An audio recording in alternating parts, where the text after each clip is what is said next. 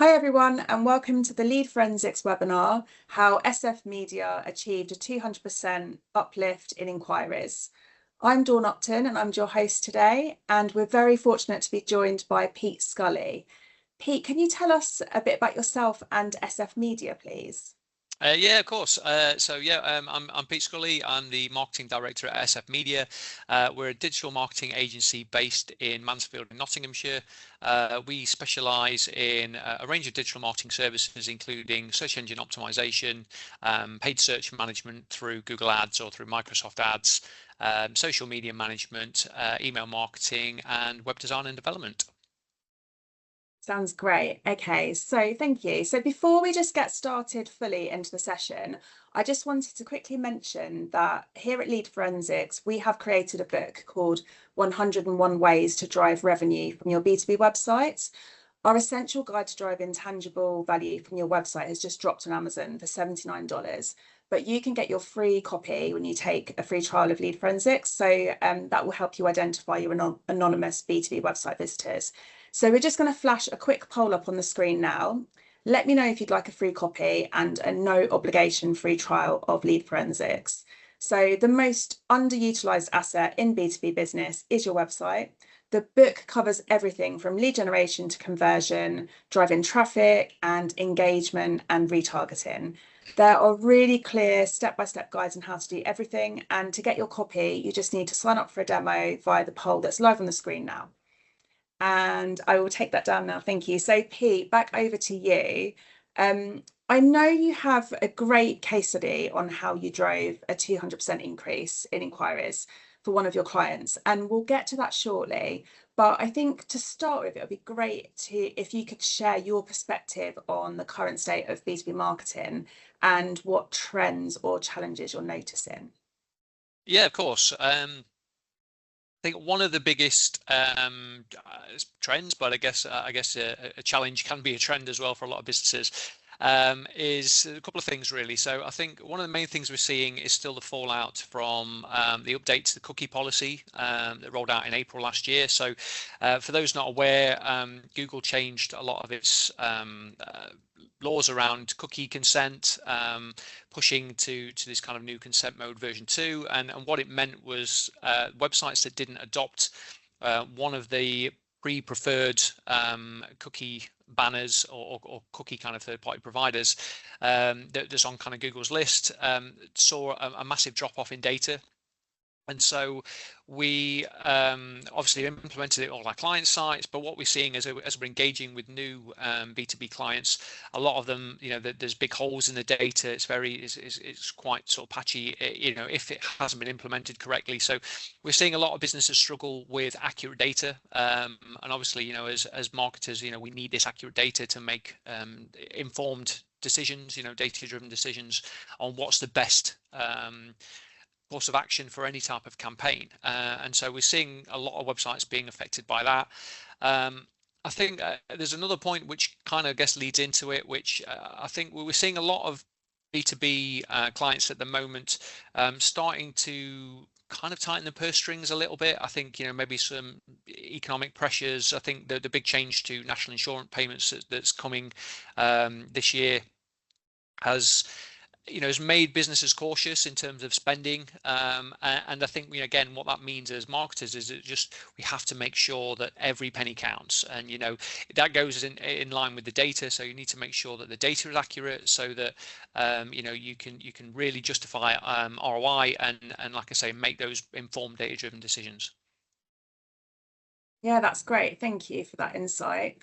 Okay, so let's get to it and talk about how you achieved that 200% uplift inquiries, one of your clients. Then I think I'm very intrigued.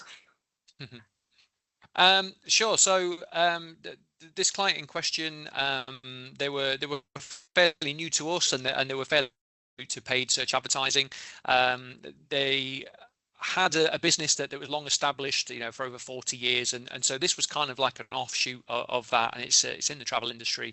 And there was a big unknown for them. They came into this not really knowing, what paid advertising would do for them, what it would mean from a lead generation point of view. Would it work? Would it get the right type of businesses? Could we attract the right target audience to the website? And so um,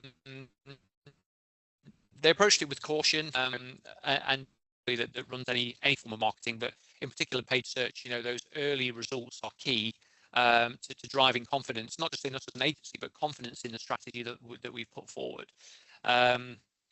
So what we were able to do with lead forensics is leverage that data from lead forensics to understand what types of business were the right type of businesses, the right types of customers coming to the website. Because when we evaluate a campaign, there's numerous things we look at. You look at the keywords that are driving traffic. You'll cross-reference that with Google Analytics to understand the time on site, and kind of almost trying to second guess or piece together lots of different bits of information to determine whether the website is of the right whether the website traffic is of the right quality. Are the clicks and the paid search keywords that we're using, are they driving the right type of? So it's a little bit of a guessing game as to, well, looking at the time on site, looking at conversion data, cross-referencing that with tools such as Microsoft Clarity to see, where are the sticking points, where are the pain points for people on a website. But we're still missing this, the one thing that's missing in all of this is actual real world data, as what types of business, because one type of business may perform in a very similar way to another type of business, but it doesn't necessarily mean it's the right business for the customer. So the key to unlocking this campaign's potential in the early days or the early weeks of the campaign was to use this lead forensics data so that we could feed back to the client and say, look, we're getting the right type of people. So that's always the challenge. Can we get the right type of person, the right target audience to the website? If we can, and it's still not converting, then at least you know where to go. At least you can rule that out and say, okay, because otherwise you're kind of just spinning plates and you think, okay, well, is this the problem? Is this the problem? Is this the problem? So that's how we were able to do it, is using that data. We were able to make then the right decision based on we could see from lead forensics the keys that traffic to the website, which keywords were actually resulting in the right type of business, because this particular industry keywords is very mixed intent, kills campaigns when keywords are of mixed intent. And so a business thinks it knows, okay, well, we need our name up in lights for this keyword. This is the keyword that's going to drive transactions, drive inquiries, conversions, etc. But without really understanding what the intent means, they can waste an awful lot of marketing budget going after keywords that have got the wrong intent. If you've got a B2B, B2B is your target audience, the keyword may have a crossover to B2C in terms of its intent. So this is where understanding that's key, and lead forensics was the kind of the secret sauce really, which allowed us to do that. We were able to pinpoint the keywords driving the right type of traffic, and from there we were able to make the right decisions to help the client achieve what they needed to. So in terms of that, those keywords, and it was the keywords driving the B2B traffic, because otherwise they were getting consumers come into their site as well. Yeah, no, absolutely. And like I say, the keywords are a mixed intent. And so everybody searches slightly differently, B2B and B2C. And so we're able to isolate from a campaign with hundreds of keywords in, we're actually able to isolate which were the B2B keywords and of which were the right type of audience. Because even in the B2B world, there's a very specific target that this client was looking to attract. So not only could we decipher the B2B from the B2C traffic, we could also segment the B2B traffic into different industries, so that we knew exactly which keywords were driving the right type of B2B industry to the website. And so that allowed us to chop out quite a large number of keywords based on these informed decisions from this data. And then once we'd isolate that, that's kind of part one of the problem. We were able to go to them with proof to say we're getting the right type of people. We're able to then use Microsoft Clarity to understand from those keywords, we know that these keywords are driving the right industry. We're able to really hone in on the user journey. What were they doing? Where were the pain points? Where were they kind of becoming unstuck on the website? Why didn't they pick up the phone? Why didn't they fill a form? And so by kind of, it was detective work almost in a way, but by eliminating all these steps, we were able to get to the crux of the problem and suggest actionable changes to the website, which then started to see conversions. And the first 2 months, there was very little conversion data coming through the website, and this sort of 200% increase we talk about was present from month 3 and then month 4 and month beyond.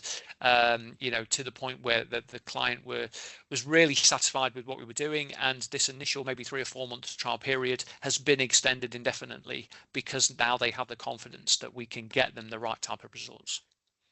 Right. So did you make significant changes to the website then, off the back of that?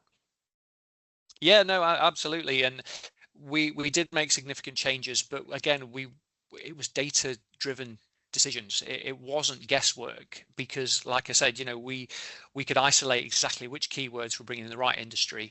We could then use Microsoft Clarity to understand the user journey, and watching the scroll depths, and watching user recordings to see at what point of the website were they becoming unstuck. And so we had this evidence, we had this blueprint of what's not working, and we could take that to the client and say, right, this is the evidence to show that people are getting this far and then leaving. People are going through here but then not converting. And so we were able to put clear guidance and clear sort of recommendations in place to say, right, to overcome these obstacles, we need to do X, Y, Z. They followed our instructions, and lo and behold, it started to work. It started to yield the results that we needed. But again, it all comes back to this data, and being able to identify exactly who was coming to the website and what they were doing when they came. And so after you used lead forensics to identify those issues then, and you made the adjustments to the website, what sort of steps did you take to streamline the campaign and improve the performance? So sort of as I mentioned, there's multiple kind of strings to the bow, if you like. So the first step is understanding the traffic, and understanding then the keywords that were delivering that traffic. So we were able to pull out and actually chop quite a lot of the keywords out, which we thought was relevant, the client thought was relevant, but actually the data was telling us that it was wrong intent and it was the wrong type of client coming in. So we're able to do a lot of keyword optimization off the back of it. We're able to then streamline the campaigns, and even start to streamline the adverts, because we started to learn, okay, people in this industry that we're trying to attract, we understand now better in terms of the language that they're using. We understand what keyword they're searching for. So we were able to sculpt the adverts, not only the keywords, but the adverts around the habits that we were seeing on the back of this lead forensics data. So that's that's a big part of the campaign changes. But then, like I said, we could also take the other side of it to understand then what people were doing when they came to the website, and then making big website changes as well. So it's the kind of sum of all parts. It's not just one thing, but if you can identify lots of little things that you can make right, then ultimately it leads to a much better outcome. Thank you. So were there any particular sort of techniques or tactics that proved especially effective in achieving those results? I think, like I said, it's a combination of all those different things. I mean, I have mentioned Microsoft Clarity quite a lot. I think that was one of the key tools in understanding exactly,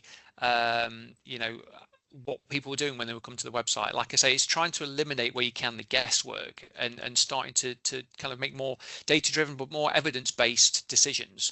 So we were able to use Microsoft Clarity to really understand.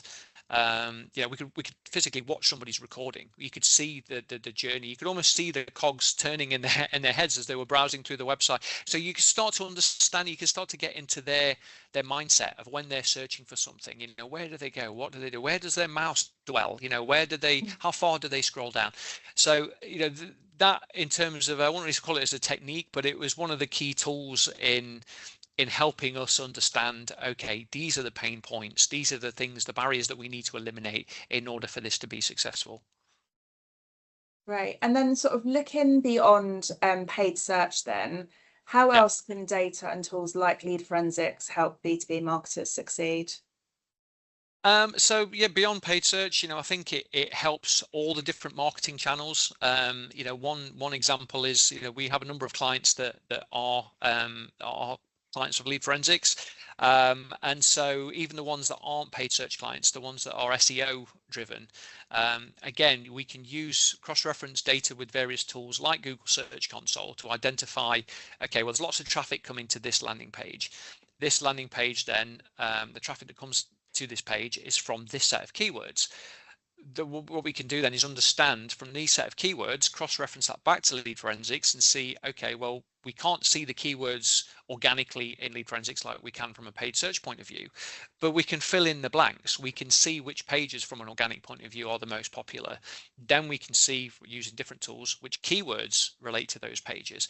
And so we're still in a position of power because we've kind of, the missing piece now is clear. You know, we can understand the types of business, the types of industry that are coming to the site then from an organic point of view as well.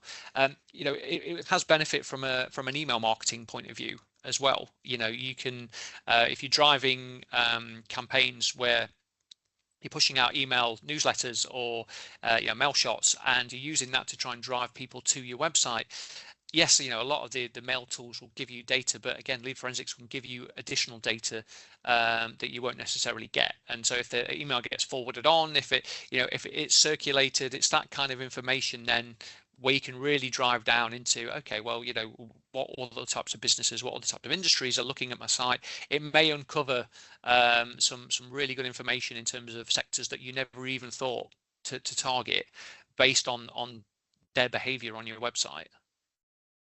Okay, great. So where some of your customers have identified maybe additional sectors or things like that, obviously, has that impacted their kind of revenue as well, or like just in terms of their general kind of marketing strategy and things like that as well?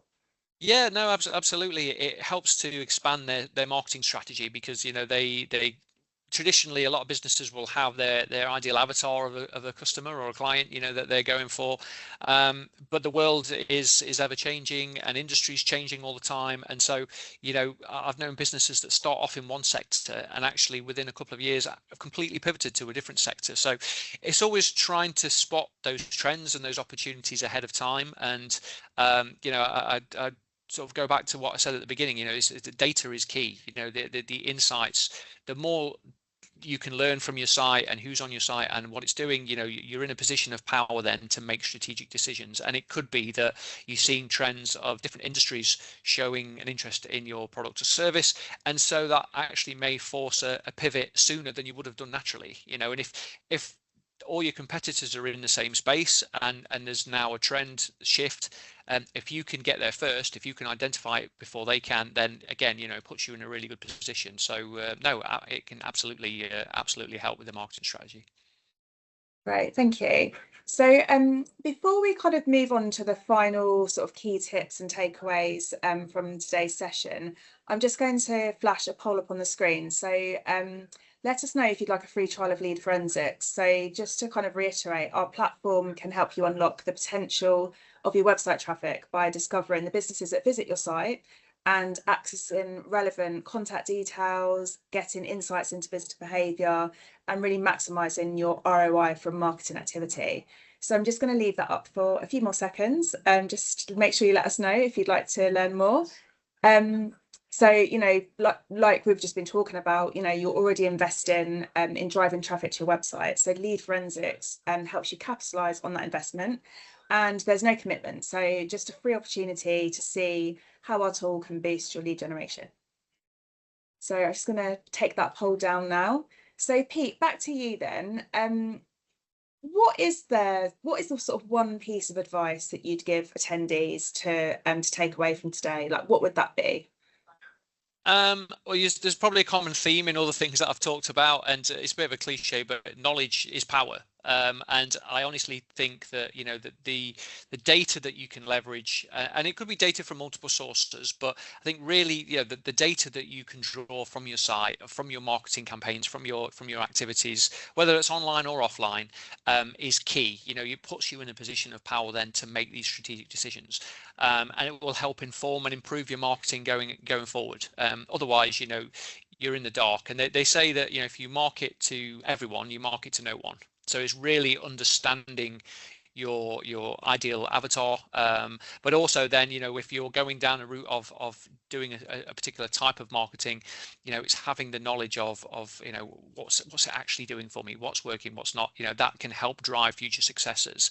So that's the biggest takeaway, really. I think I'd want to leave people with is, don't underestimate the power of data.